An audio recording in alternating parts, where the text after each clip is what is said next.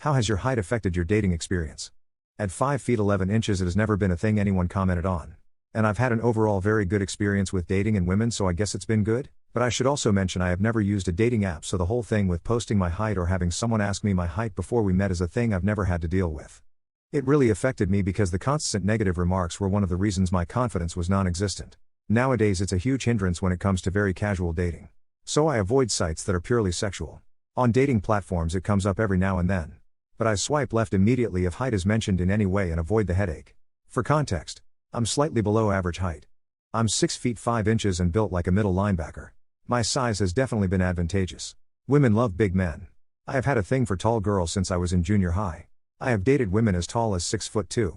When you are out for the evening and you blow off a 5 feet 2 inches woman because she's not your thing, they get cranky in a fuck of a hurry. They become belligerent and rude in a big hurry.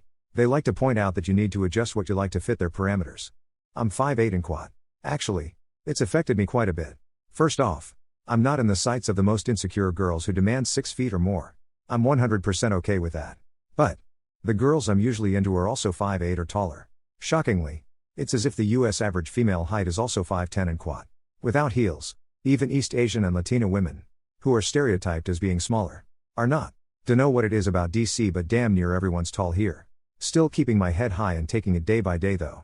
When men sit on the toilet, do their dicks touch the inside of the toilet bowl?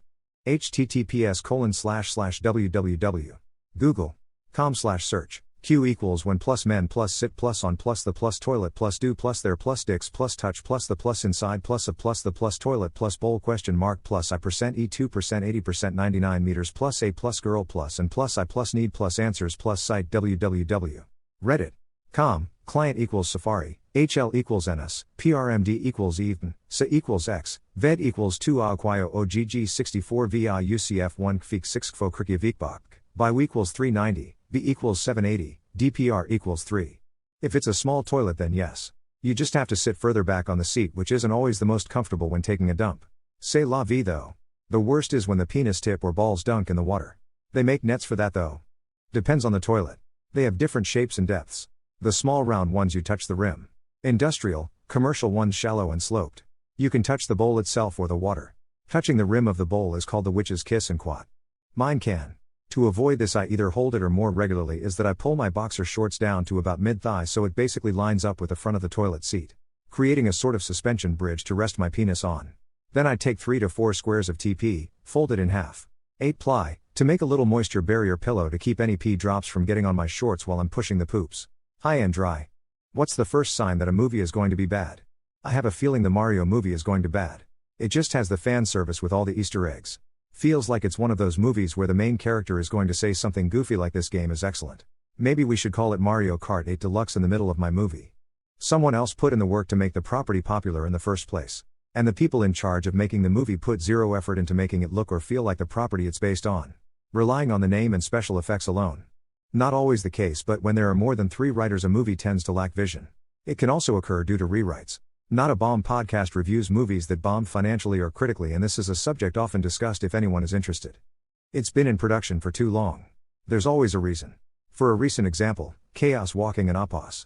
It changed screenwriter, director and production company so many times over 10 years but was sold on it been a Charlie Kaufman movie starring Daisy Ridley and Tom Holland and Quat. Kaufman left in 2013. Ridley and Holland filmed it over years due to so many reshoots and failed screenings. Then Lionsgate said the negative reviews were shocking to them. Really?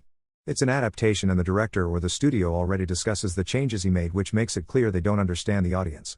Percy Jackson, greater than we aged the characters and added in romance and quat. Golden Compass, greater than take out the religious controversy to appeal to the American audience. And other stuff they'll blab like we wanted to make it more inclusive and did this. Read, I didn't focus on the main story plot because it was more important to include my agenda in. And I hope you take note of it. They despise the overuse saying the definition of insanity is doing the same thing over and over again and expecting different results. That is absolutely not the definition of or even an accurate description of insanity. It's a metaphor, not a medical diagnosis. It's like being bothered by thinking outside the box because people's heads are not cubical. No, I like it. Yeah, I get what they mean by it, but it annoys me too. Especially because sometimes you really do just need to try again. Wait, didn't you post the exact same thing before? The definition of futile is using the same maxim over and over again and expecting people to act differently. Why isn't retirement age decreasing? Productivity has absolutely nothing to do with retirement. Simply put, people retire because they can afford to stop working or they have a physically demanding job where they can no longer keep going.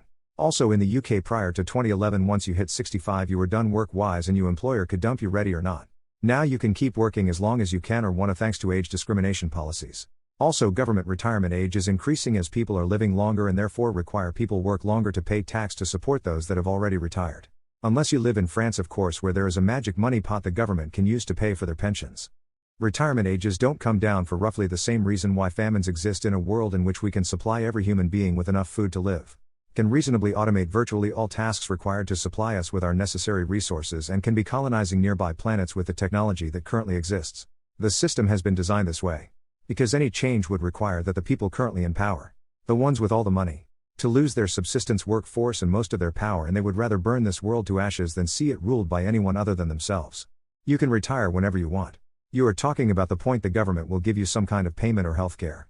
And it makes sense that age keeps going up as more people live longer and depend on the system. The amount of money contributing to it doesn't keep up with the spending.